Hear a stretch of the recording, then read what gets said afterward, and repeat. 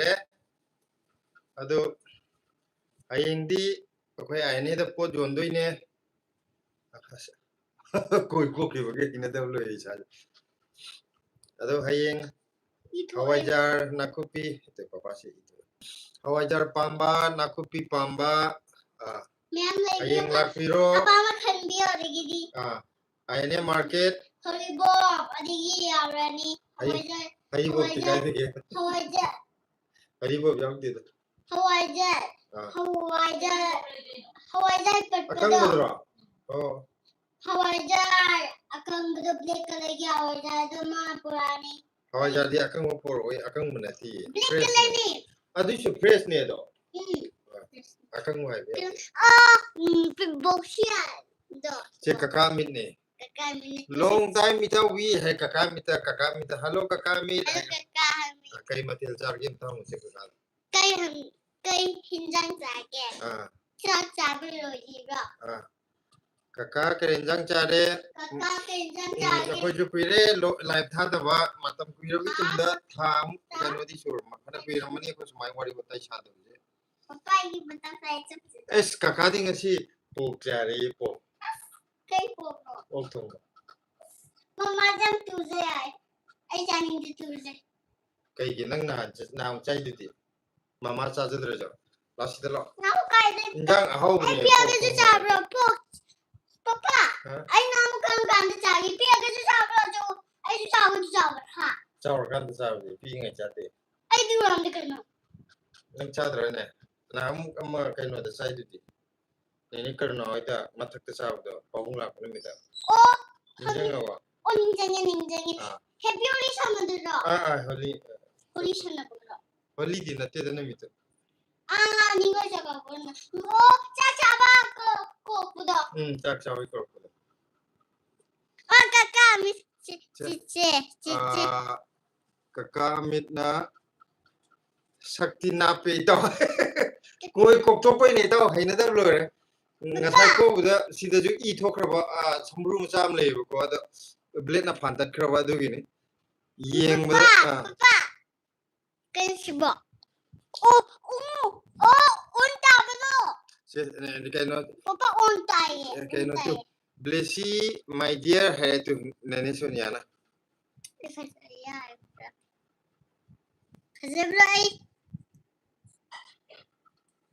nene sonia kerenjang char ge nene sonia masa gyam kaka sijula pu de le bido snowfall le ta ba chaka de le kaka do ai shi yum de le ni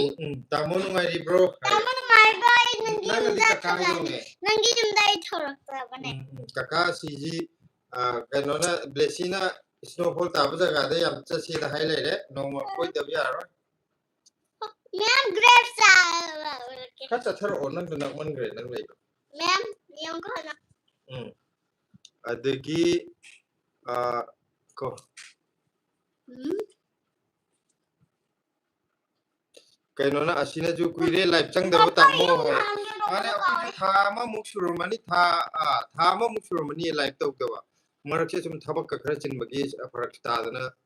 singtok tok dre live se ado ko sonia gi je kaino voice se kitang blink tawe dada ngasi di hai aina pen thap ji oram da male pen muthal yeng khar ju thap tok ko pen am ta muthat ke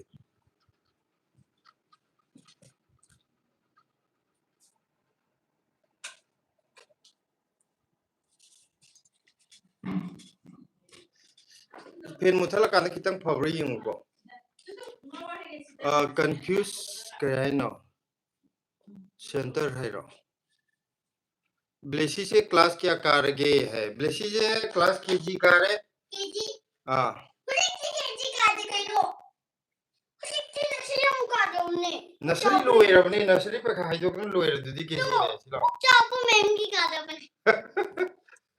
मोय की KG की class teacher तो खर नोय या दुइने मबुक चाव ओजागी ले car दो मे मत खोइ जे एजी खंगरे बा अदुको नेने सोनिया ना ब्लेसी याम फजये है कइनो नंगी सी बटरफ्लाई की दो दु फेरी तम थारिमा फेरी छाबगे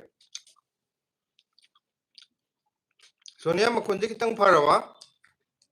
से काका सिना ब्लेसी कुराक माले है बटरफ्लाई माले है रे काका ना हेंदल ले मान Ma, chicanana lapino. हाँ Canana lapino. saya lap में हम पिरक रहा हूँ Canino. ब्लेसी के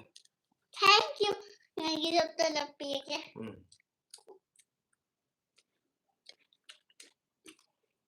काका सीजे कई मथिल जागे ngasi Kata ami nangi jab to lapi ke. नेने सोनिया के दिए Ye shuni agi lapi ke. Unta bagi lapi ke. नेने दन कन्याक चारा के हंगरो Kan sida pink color je. Pink color je kan. Pink colour जिना ngasi message पर तो ब्लेसी से क्लास के आकार के हंग को Kan mami ke ho ke. से जे माई जे confused माजे सेंटर है करिए पागे से बा Khangge mami.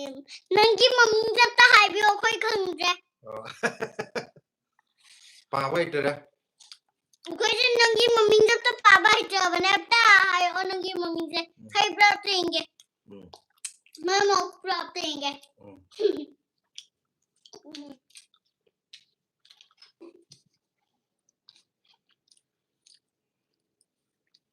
मयाम जे कइनो अखोय जे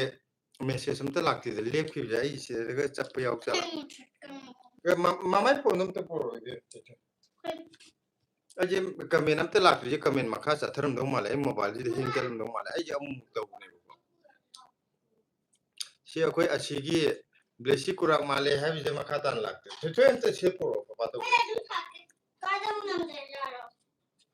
एक खंगे आई तौगे नंग हाई पास आय मचा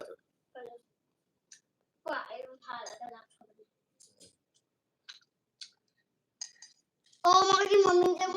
aktiva. Magi mami jam aktiva. Halva. Nangi mami jam halaga. नंगी है जो कई Nene ki mami nanga eh. Papa magi mami ke ko. नेने सोनिया ना साक सार को ब्लेसी है Papa magi mami ke ko ke. ओ चुमे चुमे कमेंट लागत बो जानी होदी ब्लाय छावरा पेन तब था जरा मखोन कितंग साइ नुवाइते अब जने पेन मतल फबरा ना नुवाइते नंग चेदो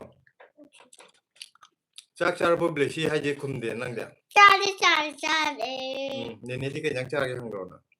सखो नंग तुमिन लेते हन के माने Nene ki green jam chale. ज्ञान ताने लयो आय आसी जांग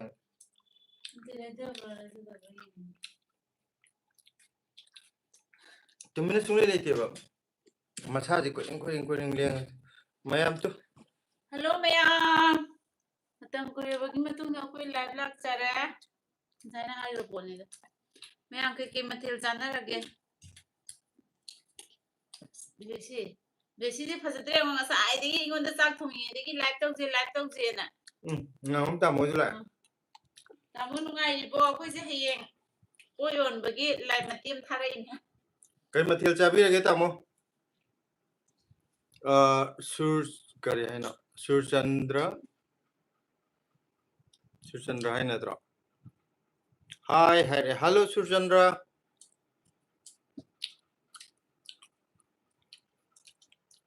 यार ये हमन नमी तो मु याद है तो रगन उजु उरे तो इन उरा है रा किताब ना आगा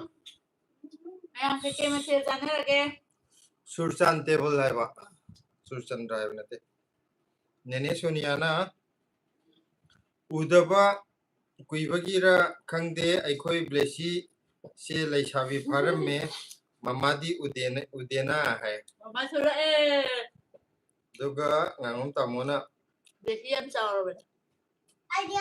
रेडीमेड परोठा का राजमा का सारे ngasi दिया है tamona oh तमो रेडीमेड परोठा जे हावब्रो कमाय तवे haw रेडीमेड चाहिँ जम त ट्राई तौद्रियो अदो फ्रेश नदि हेलंगनी ange adu haw अमा हाव तंगन ब्राबा plain dorangani tamu jaije ayo tebe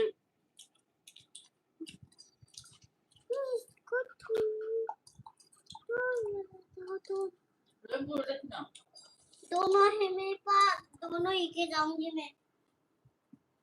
พวกยิงกันสิตามว่าต่อไม่ยังพวกกันสิทรอยใจทรอยกิตังเลี้ยมหูบะมังกัดยามเดนานนานยุ่งได้ทำบิรักคนนี้มามั่งเดจะรักกิตังยังมาจ้าเลยเด็กนะกิตังเลี้ยมหูบุดโค้งแง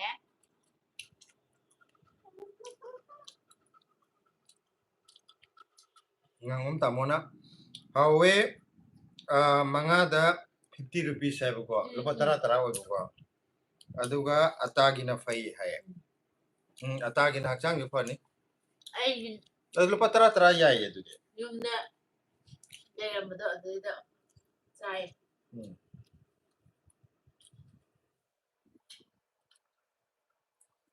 akoi likla ga lai da moina puthuira มันไม่เคยเนาะเดาคนน้อยเลย manipur dum sajab na tro ต้องทานแล้วก็จะไป घर बना के मैं इसके अंदर दूंगी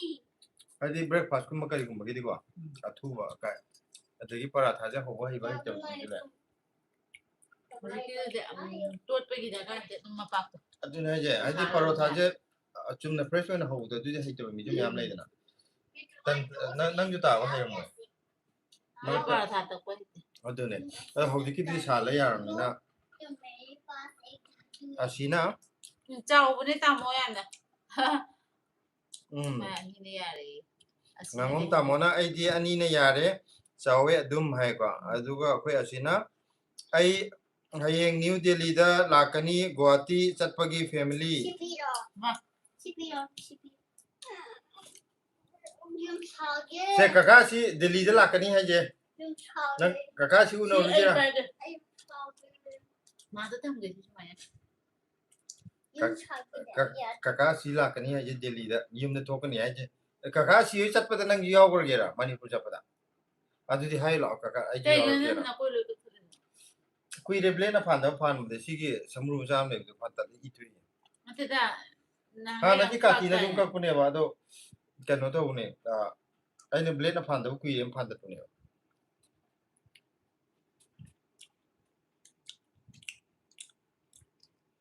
ngangom tamona ไม่เอาเลย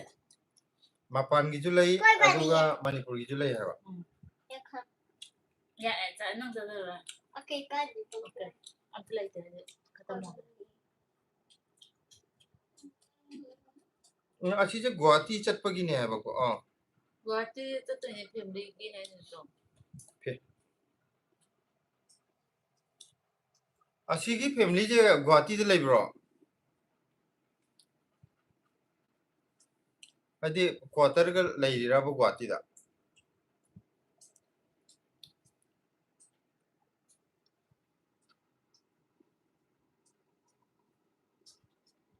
pung kya de yor ka do no delhi da मम्मा पापा ha मैं कोको खाना ही हमारे के 나무 아마 신경 다들 부러서나 แล้วเอ็นเจลนั่งดิ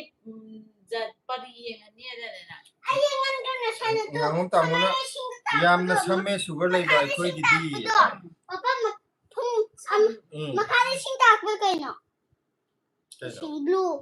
마나 올거도 신 블루도 kai de no 나무 락보도 시들 락다 신 블루 탁보도 신경 다들 보도 นั่นเดี๋ยวไลฟ์เจอขนาดเราไปดูว่าอ๋อ 나무 시들 락다 그린 컬러에 아마 ne ki sabol se na hai hai re ko yare se lao green color 나노 그린과 블루가 신타다 보도 신가 그나노 봐 kai no dro kari ba khoi gi prem dro ka prem da 빠빠 프레임났다네 aduna ne prem lata di aduna ta ba ma wakhal gi pukai ka kadro na ja 예스 와카이 부카이 Ah. 난 근데로 와카이 부카이자 하 ayang pung trama thoi de yor kani ha ba ko aduga train na pung kya di sa toy no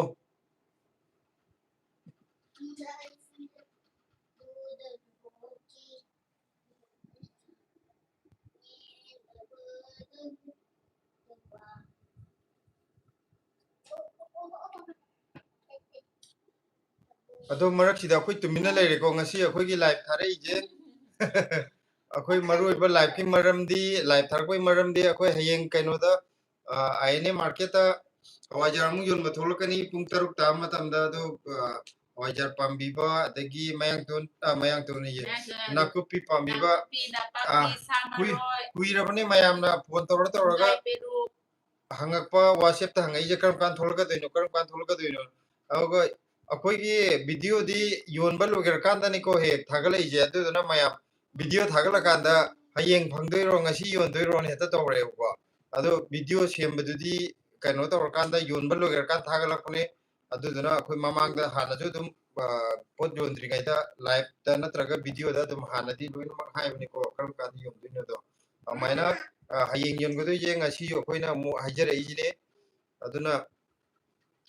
हयेंग योनबगी video थागला मतुंग दा करम कान योनदोइनो हंगिरकनो Dagi jawai adagi kangcak kum sulai ko maru marang अदुगा Kennedy सगोल सेम अखोई ओजा कनो दु अदा ओजा कमाई तौरिगे हदेबे माजे कनो तौरि ओजा नुंगाइरिए कुइरे अखोई जु लाइव चंगक तबो ओजा होइगे जु कनो तौदरे सुम पाउ पाउना गिद्रे को अदुगा ngangom tamona mayamna kaino makha tartre ko अदुगा Koijam गौतमना Sushila Sao परबो है oh kanone sao dida kanone what yom bagida ओ ओ yan taro mami nga so ko ko zane ko ta mar blue na hi ko si blue I miss you Blessy hi si blue blue la si blue Lagi kan udah kasih pakai. Asi. Si bro desi kita siung ko. Desi di kayo na ko. ngangom tamona mayamna hawaijar chene nainari tamo mama si JNU da thabalam singi biduda koi chatle matiam ka ado hakchang ngamde na yam thuldi lai ngak tang ka chalo ba silana thaban chong da mayam ai hawaijar yomi thaban chong hawaijar yomi thaban chong na mi nupi ju nupa ju loi haina horam me tamo mapam da Aban mati ang kacung jaru betul dah. raw na mani koi rum da Si blue desi dia betul dah.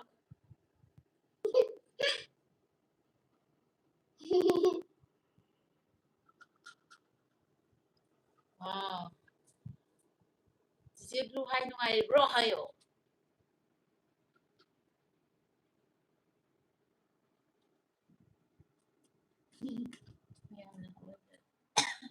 Sisi belum bersedia.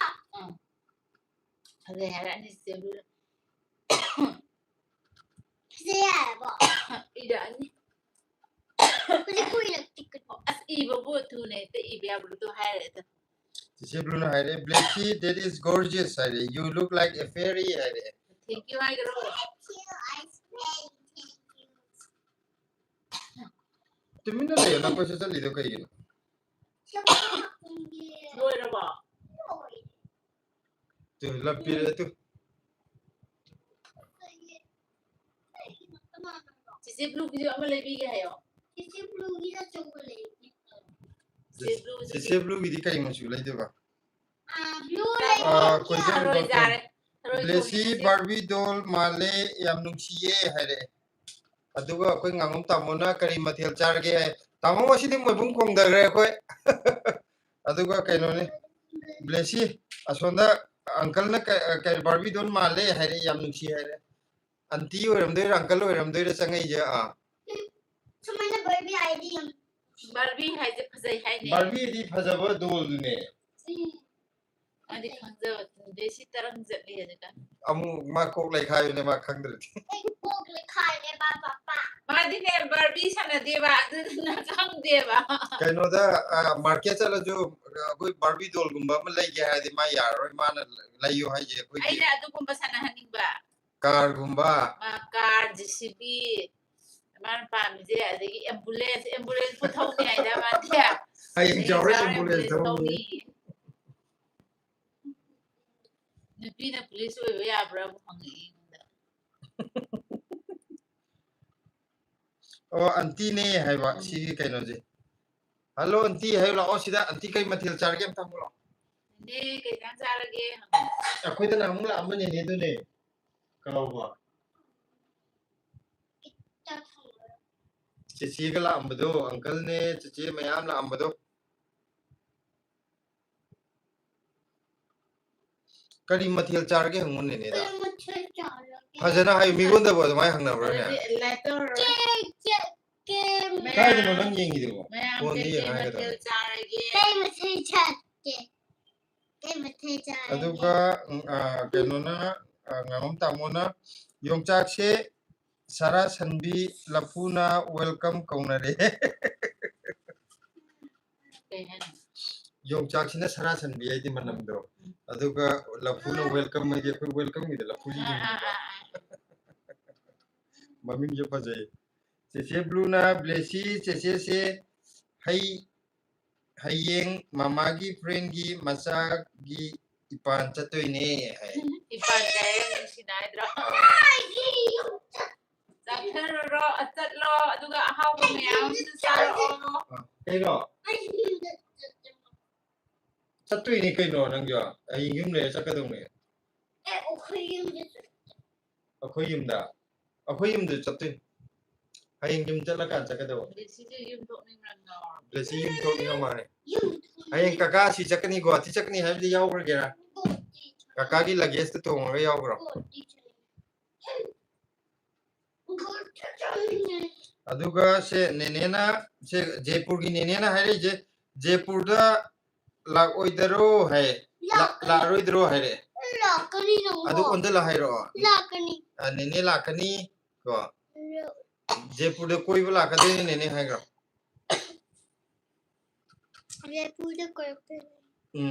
ꯑꯗꯨꯒ ꯔꯣꯁꯅꯤ ꯊꯣꯛꯆꯣꯝꯅ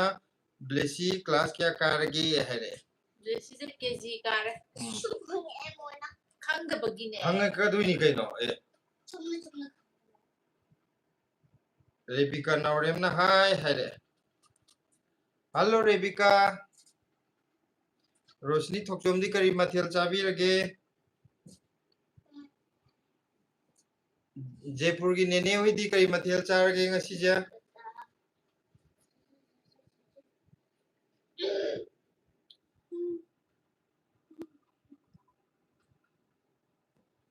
ꯑꯗꯨꯒ makeup artistry by Sony हाय ब्लेसी है सी ममांगदा खंगब्रा से खंदे अखोय ममांगदा comment का पिरखिबने कैनोजे make माजे canoe तो अखोय makeup गुमा canoe तौरंगनेबा अदुगी तुदगी मा चेन माय ममिंग सिबा थोलियो अखोय कि चैनल दे ममांगदा कैनो पिरखने कमेंट का वीडियो दा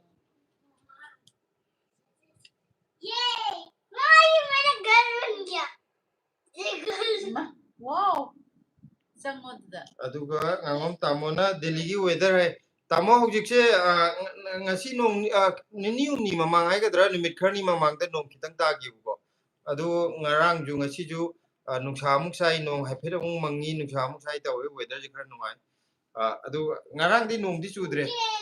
nini umni mamang da di khar chugi adu weather hojik pokti nungai hai tare tamo adu kang di khar thwe hai di nong chugi de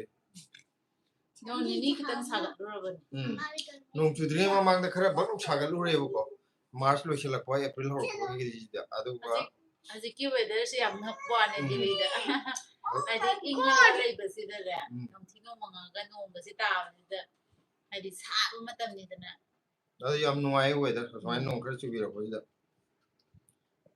अदुगा रोशनी थोकचोमना कांगसोय जारे है कांगसोय दिनजांग याम आहो कांगजांग निको अदुगा जयपुर की नेनेना अखोई चेचेसु थबक fungi है नामुक सिदा थाबगी लांबदो दिल्ली की दो ओइदेरा अतोप्पा लमगिरा चेचे थबक फंगे है जे याम फरे चेचे थबक फंगमनिना चेचे कांग्रेचुलेशन को नंजो चेचे दोना लारिक पादबा यादे थबक फंगे है चेचे ओइ थबक फंगे है जे चेचे दा कांग्रेचुलेशन है ला चेचे कांग्रेचुलेशन है ला congratulation Cici thagat chari hai gara kari hai all the best all the best hai gara all the best Cici Tagachiri all the best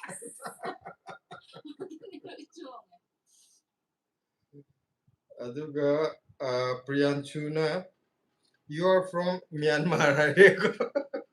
we are from Manipur aduga akoi makeup artist jina blessy se yam nungsiye asengba hai lakna budi ngamdrabne blessy yam nungsi hairaga ma so da kaimga hairti ma nang thank you hairidro mina nungsi haira dia you say me nung yum sem mina hai I covered Tori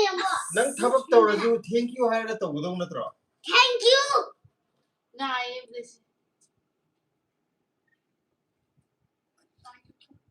aduga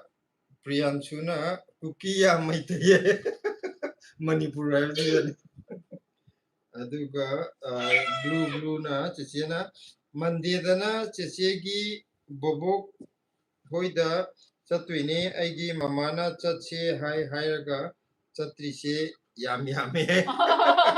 adudi chatharo Cici Blue Nirmala na Cici Blue gi maming ram hai ne kari mai te maming ko bu skui mandana ka ore na pubi dengola ay yo pubi dama kaure Cici Blue gi maming je kari nong ko bu kari no pubi de ay skaure na kai dro pu dei bo Manipur chapai ro chese di Manipur le ga nang si le ka mai pu dei no ai nang Manipur tho kan chamina ga dong ne ne Nirmala jla to Nirmala Naurente Blessy wangang lo o haije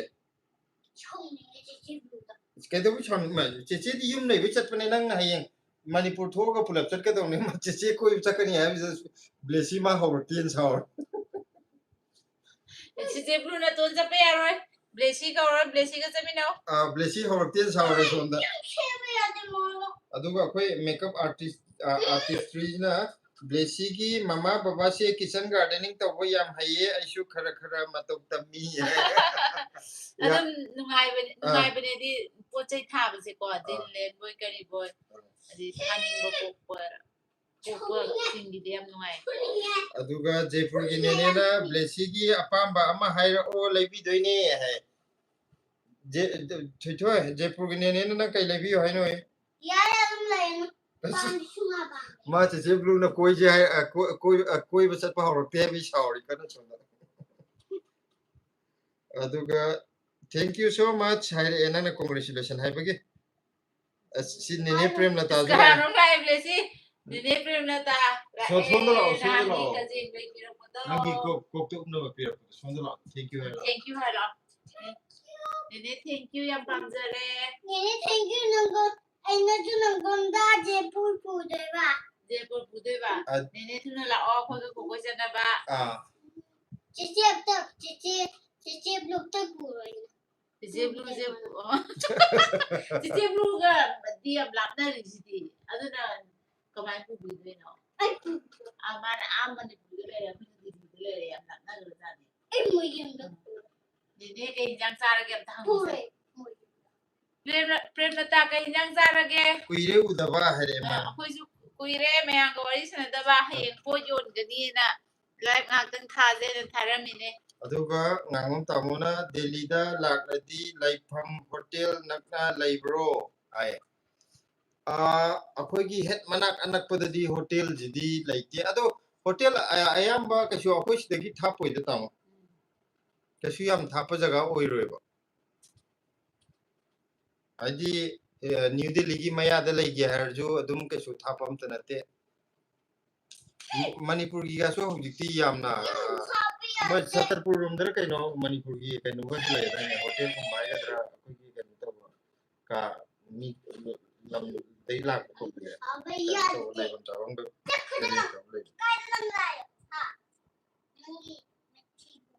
Jaipur gi nene na Hawaii chai Blessy hai ko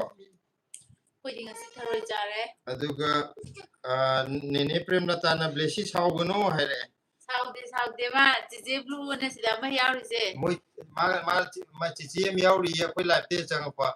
Cici na moi kano toroga ipan chakani koi chakani hai da blessi na ma or ki sauri. Ma bibia na sauri ya kada. Aga Cici Blue ni mamingje ay layton da lay ay lay nyangam da. May tegi phaja mingam tawun. moi ohum mari balaman bi kai am lai dai ne hoi ohum mari. Aduga kano na Jaipur gi nene na hai Hyderabad ta ne hai bathabak to. Oh.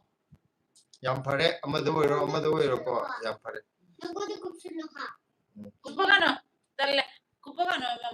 mama cook the yam pressure pila. Cici Blue na aigi name do unbi hai bi hai ba. Unbi henbi hai ba unbi henbi. Ira abaja. Unbi henbi hai ko. Papa Papa je mama on to gidore. Unbi hai bi na mala ne. Adu nang hai tena balaman bi ne ba to papa ko ngai tena.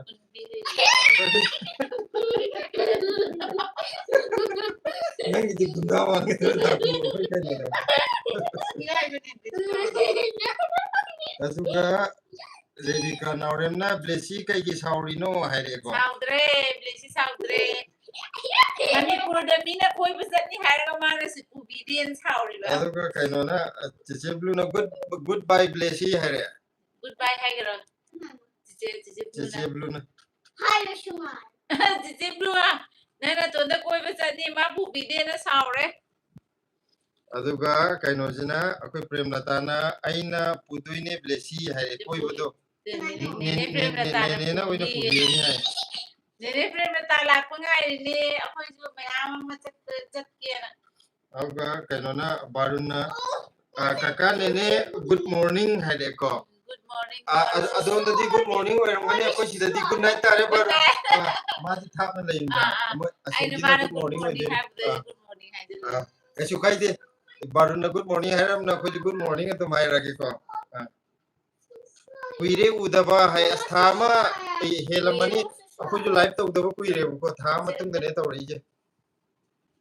Premlata ta khau chok na ba ni kitang dui ju cha. Pero ngasidi chak chadre chaningre na hai. Kaino chak sibu chaningdra ekta chadaba chaningra le mu chasan mai haidi cha chaningra ju yamdra ju champut kedang oiro kitang khakti chaba phai. Haidi pura hen madu di phatteba. Aduga kaino na Cici ju change Cici na kai gi isong no blessi hai re. Ma kaino da koi live te changak pa ngang moi Cici ma hayeng koi bisa kani adugi blessi haurakte koi bagi haurakte en chauri Manipur da leba angang da ma koi ba haurakte aduga momo mangang chana blessi kuire udaba nuari bro hai blessi udik lani baruna kaka nene kari mathel charage hai akoi ding asi tharoi chare moi bung moi khongre aduga nene Premlata na blessi ai hayeng Swasti puja chatoine ai ga chasi lobo la age hai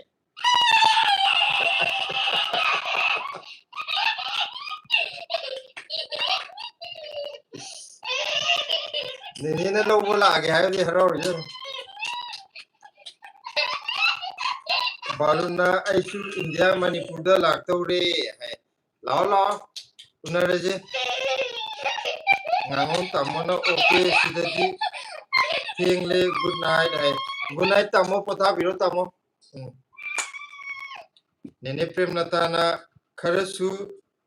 chagandi aidi ado achapoti khara chare hai hoi achapo char budi ado yam ju chak to chakhom tang ju chasan bako yam nataba tekon masam tang ju adi chakhau to hangan gano khoi ju chakhau loi chu e bako adu na chakhau chokni pakat to Khau chok pa je ma ai ni. ai yam noi da ba oi bane bako adu na Ma ta sara su ka nom ta sara su. Mai de gi danger next on na. Cici change to Cici bina कोई बदु चेनाउगा चसिला ओ है लेसी आई को नुंगाइती अदुगा अमना चगत लाउबा अमना इपाय होगी नुपीनी सी लेमिनारी नि अदुगा नेने प्रेमलता ना हा हा हा हयें कप्तन ब्लेसी से है ब्लेसी नंग कप हयें सिदा है लाओ कपोई दा मायाम सती बने जगा नंग हयें कपदी है कपोइदरा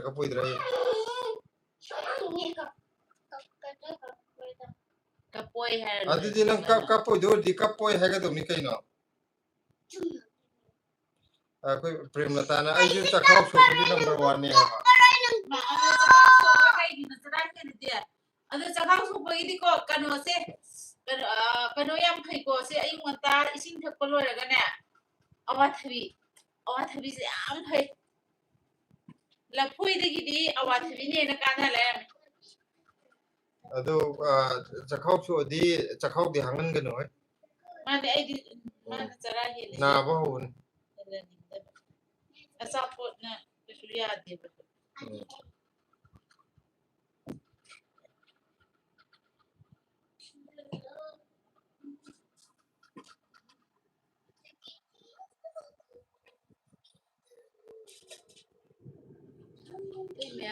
ने पार्क के तइने अते दि अमखतने नेचर्स फ्रेंड है जे कहां से है आप है हम तो दिल्ली से हैं मन हम तो मणिपुर से हैं मणिपुर से है अभी तो दिल्ली में हूँ कल तो मणिपुर था अभी तो दिल्ली दिल्ली में था बड़े पोसार रे नेने प्रेमलता ना आइना नहा माइगी वारीदो चखाव गसु मरी लेनरी ने माइगी वारी सनारंगने नंगा महिंग दिल्ली से मेरा और मान माइगी जे महिंगी वारीदो है वो माने चखाव सोदी महिंग का बने अदो आइदी महिंग का दि खेने मम्मा की बेटा हूँ oh नेचर्स फ्रेंड है great she is smart है matung kare thank you हाजिगा अदुगा बिल्किस मैनम है रे इचे याम सारबो है रे सारे हजिकान फेन थारगा तुम अदो हंदक खरा यामना खंसा सागलुरेबको मार्च लुइसलकपैदो कइनोगी हंदक निमिट निनी हुनी ममांगदा नोंग खरा तागरे दिलिजे अदुदगी होगी पोकी ओइना दि वेदर याम नुमाइ साबदि होगलुरमने सी नोंगे अमुक कइनो तौरगा हुजिक नोंग चुबगी कितंग इंगी सी लोयरगादि फजन सागलान साबा मतम मेवरे मपान थोकनिंगदबो मतम इमुंगदबो साबा मतम दो योरा निकम तल साबगी मतम जी सांगे को sang sabna sangi ingmana yam tele de ने am तेले बे simla dana mu ingma yamba aduga asa matam yamda ado idi ayingma matam yambana nuai simla ne no asaba khangda chobudi ayingma khangona nuai अदो चिमलादा तुम लई खरदिने अयिंग बखांग बुसिंगम मेबा दिल्ली ददि अम लई हाइदे adi nuai Delhi ado dili ku ingna mudi khele सा ado kaino di लागी ना करी अदो इंग सु नुसा तुम थोट्रो ha de simla na winter da nu sadi dum yai bi ba delhi ji na mu pura laisin thajalaga pollution wa ma snow ता तार जो अदुम नुसा तुम खंगदे चिमला गिने नुमाय प्रेमिता काकी चाहिँ अमकन्त हरा mathak ta wa lam mi माँ जोकर होंगे जोकर big जोकर big होंगे ki ai sai ne joker kai insan sai di isi joker हम तो असी होंगे थरोइ थोगे जोकर तो होंगे इनाउदी कई जंग जोकर सागे तो होंगे na ko ta ko wari ta sana ge du wa दरा premlata na kakagi sahi hairakpuda silai ibani nahal nokpuda lo noi manung da paw yam phongna ri ne अदो अखोइ दंग खंगजि को मी अतै खंगन गिरसे पापा please joker me hayeng kano to khidoi ni sahi da kariyaba give away ga yam tawdo wali ni ko haido ko ya dri Please, Joker. Please, Joker. third Blessing frame na tana ka nom hai Hari stick sang bi ai. ne ka jing li to pam jara ba hai Si chokte. ne na ka jing kok to nab do pam jara ba Pame ya pame. Phaze. Ma si to to tho. video da yaw ra ni hayo Video da yawan. ai na ke buli da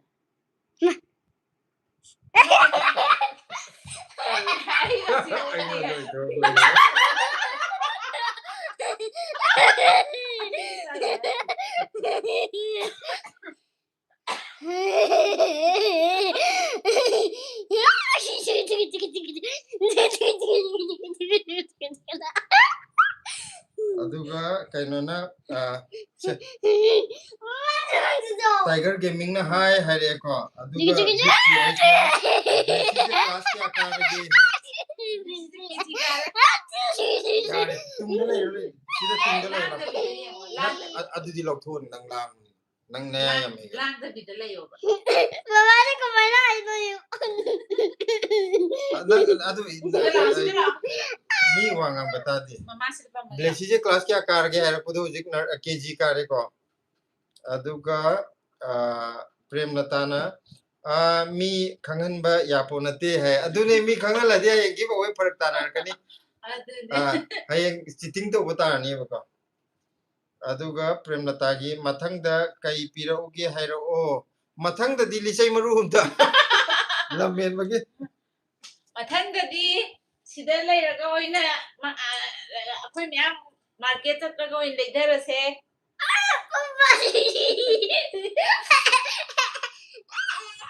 ꯑꯉꯥꯡ ꯁꯥꯈ꯭ꯔꯦ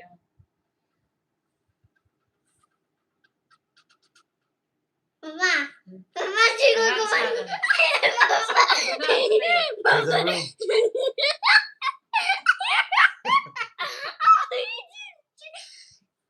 sinem fazaro ꯑꯗꯨ ꯇꯧꯔꯣ ꯑꯗꯨ Kiri fam.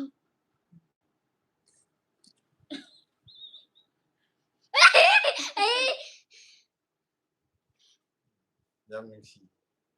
Musikche. yare to time di ꯋꯥꯊꯤ sevan ꯉꯥꯡꯒꯅꯨ tura ꯇꯨꯃꯤꯟꯅ Pagi to na iri shumane. ꯍꯣꯏ ai paisa sara ka sai ꯅꯦꯅꯦ sa ꯄ꯭ꯔꯦꯝꯂꯇꯥꯗꯤ ꯅꯣꯛꯄꯗ ꯂꯣꯏꯔꯝꯃꯅꯤ ꯍꯧꯖꯤꯛ prem kaka gi sak to ha ere to ai ngon jaudre oh yaure ꯄꯨꯛꯅꯤꯡ ꯊꯨꯝꯕ ꯑꯃꯨꯛ ꯍꯧꯔꯦ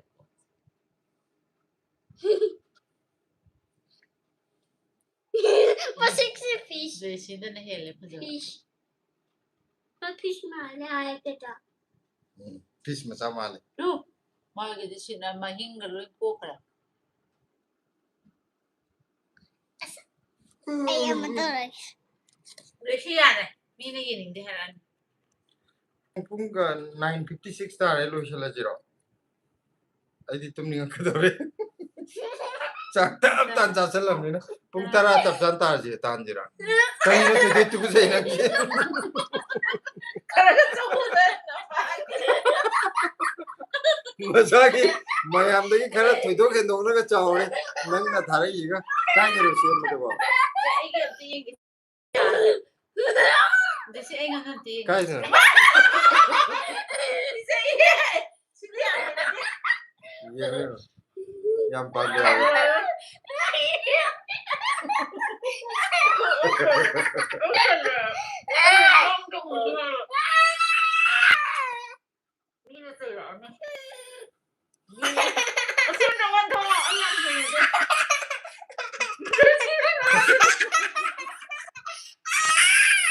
ya tap chana kada no thoido to ko papa ite chi ma thaki ja karam hapte na Hingi. Henge like tꯧꯔꯣꯏꯀꯣ ꯃꯥ ꯁꯨꯃꯥꯏꯅ ꯇꯧꯔꯝꯅꯤ Dos. ya lejajan adu loisana na kaka charyam chaba apang mayam male hai ꯆꯥꯛꯁꯨ ꯌꯥꯝ ꯆꯥꯔꯤꯅꯦ ꯑꯗꯨꯅꯅꯦ ꯇꯨꯝꯅꯤꯡꯉꯩꯁꯦ ꯆꯥꯛ ꯌꯥꯝ ꯍꯥꯞꯄꯦ ꯍꯥꯏꯗ ꯉꯁꯥꯏꯒꯗꯤ ꯀꯔꯤ ꯑꯗꯣ ꯑꯩꯗꯤ ꯀꯌꯥ ꯑꯩꯅ ꯉꯔꯥꯡꯂ ꯀꯩꯅꯣ ꯑꯩꯗꯤ ꯆꯥꯛꯁꯦ ꯀꯌꯥ ꯆꯥꯈꯤꯗ꯭ꯔꯦꯕ ꯑꯗꯨꯗꯨꯒ ꯃꯥ ꯑꯩꯒꯤ ꯁꯔꯨꯛ ꯑꯩꯅ ꯆꯥꯗꯕꯈꯩꯁꯤꯁꯨ ꯃꯥ ꯂꯣꯏ ꯆꯥꯈ꯭ꯔꯦ ꯑꯗꯨꯒ ꯄꯨꯛꯁꯤ ꯍꯥꯞꯄꯤꯌꯦ ꯑꯩꯗꯤ ꯍꯩꯅꯗꯕ ꯑꯃ ꯌꯥꯎꯔꯕ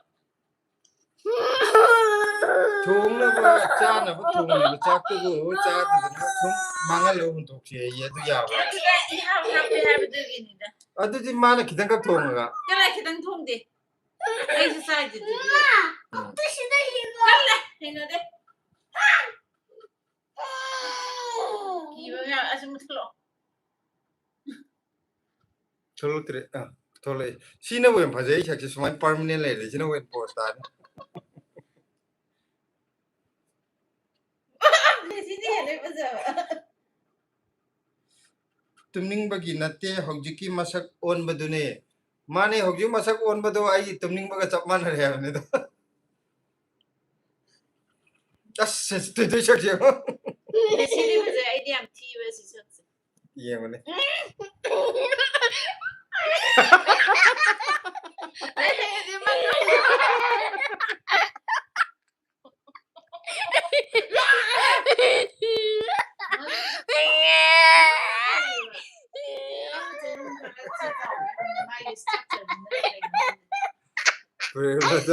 ꯁꯤ ꯍꯥꯏꯔꯦ ꯅꯣꯏ ꯑꯅꯤꯅ ꯃꯃꯥꯏꯁꯦ ꯄꯥꯛꯇꯛ ꯇꯧꯕꯩꯔꯥ ꯈꯪꯗꯦ ꯑꯩꯅ ꯁꯤ ꯌꯦꯡꯅꯤꯡꯗꯦ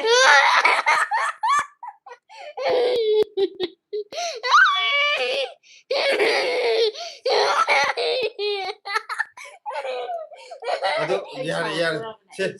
ꯀꯩꯅꯣ ꯇꯧꯔꯦ ꯌꯥꯝ ꯂꯥꯏꯐꯁꯦ ꯌꯥꯝꯗꯤ ꯅꯨꯡꯉꯥꯏꯔꯤꯀꯣ ꯑꯗꯣ ꯀꯩꯅꯣ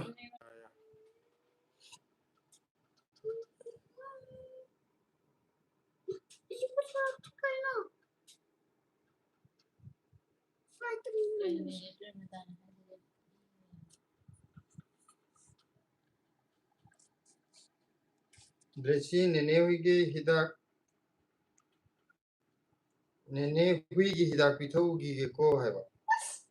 ꯍꯨꯏ ꯄꯜꯂꯛꯀꯅꯨ ꯑꯣꯀꯦ ꯒꯨꯗ ꯅꯥꯏꯠ ꯍꯨꯏ ꯄꯜꯂꯛꯀꯅꯨꯀꯣ ꯍꯨꯏ ꯌꯥꯝ ꯃꯌꯥꯝ ꯀꯤꯖꯩ ꯑꯗꯨꯗꯤ ꯀꯩꯅꯣ ꯇꯧꯔꯒꯦ ꯚꯤꯗꯤꯑꯣꯁꯦ ꯂꯣꯏꯁꯤꯟꯖꯔꯒꯦ ꯍꯌꯦꯡ ꯑꯥꯏꯑꯦꯟꯑꯦꯗ ꯗꯦꯜꯂꯤꯗ ꯂꯩꯕ ꯀꯥꯡꯕꯨꯁꯤꯡꯗꯤ ꯂꯥꯛꯄꯤꯔꯣ ꯑꯪꯀꯜꯁꯦ ꯗꯦꯜꯂꯤꯗ ꯃꯄꯥꯟꯗ ꯀꯩ ꯊꯕꯛ ꯇꯧꯒꯦ ꯍꯥꯏꯔꯦꯕꯀꯣ ꯇꯣꯝꯊꯤꯟ ꯌꯨꯔꯦꯝꯕꯝ ꯁꯦ ꯑꯩꯈꯣꯏ ꯀꯔꯤ ꯊꯕꯛ ꯃꯄꯥꯟꯗ ꯀꯩ ꯊꯕꯛ ꯇꯧꯒꯦ ꯍꯥꯏꯕꯗꯨ ꯃꯇꯝ ꯈꯔ ꯂꯩꯔꯒ ꯍꯥꯏꯗꯣꯛꯆꯔꯛꯑꯒꯦ ꯍꯥꯟꯅ ꯑꯩꯈꯣꯏ ꯃꯇꯝ ꯈꯤꯇꯪ ꯂꯩꯔꯒ ꯍꯥꯏꯒꯦꯅ ꯑꯗꯨꯃꯥꯏꯅ ꯍꯥꯏꯅꯈꯤꯕꯅꯦ ꯑꯗꯨꯕꯨꯛꯇꯪꯗꯤ ꯉꯥꯏꯕꯤꯔꯣ ꯑꯗꯨ ꯀꯩꯅꯣ ꯇꯧꯔꯒꯦ ꯍꯌꯦꯡ ꯁꯣꯏꯗꯅ ꯃꯌꯥꯝ ꯂꯥꯛꯄꯤꯔꯣ ꯑꯥꯏꯑꯦꯟꯑꯦ ꯃꯥꯔꯀꯦꯠ ꯒꯦꯠ ꯅꯝꯕꯔ 2 ꯃꯦꯇ꯭ꯔꯣꯒꯤ ꯑꯗꯨꯒ ꯄꯨꯡ 6 ꯑꯗꯨꯗ ꯃꯌꯥꯝ ꯊꯦꯡꯅꯔꯁꯦ ꯍꯌꯦꯡ ꯑꯗꯣ ꯉꯁꯤꯒꯤꯗꯤ ꯒꯨꯗ ꯅꯥꯏꯠ ꯃꯌꯥꯝ ꯍꯌꯦꯡ ꯁꯨꯡꯁꯣꯏ ꯁꯣꯏꯗꯅ ꯂꯥꯛꯄꯤꯔꯣꯀꯣ ꯍꯋꯥꯏꯖꯥꯔ ꯍꯌꯦꯡ ꯌꯣꯟꯗꯣꯏꯅꯦ ꯑꯥꯏꯑꯦꯟꯑꯦ ꯃꯥꯔꯀꯦꯠ ꯒꯦꯠ ꯅꯝꯕꯔ 2ꯗ ꯑꯗꯣ ꯃꯌꯥꯝ ꯁꯨꯡꯁꯣꯏ ꯁꯣꯏꯗꯅ ꯂꯥꯛꯄꯤꯔꯣ ꯃꯔꯣꯏ ꯅꯥꯀꯨꯞꯄꯤ ꯅꯄꯥꯛꯄꯤ ꯇꯣꯅꯤꯡꯀꯣꯛ ꯑꯗꯨꯝ ꯑꯩꯈꯣꯏꯒꯤ ꯇꯦꯔꯦꯁꯇ ꯊꯥꯕ ꯑꯌꯥꯝꯕ ꯑꯗꯨꯝ ꯄꯨꯊꯣꯛꯆꯔꯛꯀꯅꯤ ꯑꯗꯣ ꯒꯨꯗ ꯅꯥꯏꯠ ꯃꯌꯥꯝ ꯒꯨꯗ ꯃꯌꯥꯝ ꯅꯥꯏꯠ ꯑꯣꯏꯔꯒꯦꯀꯣ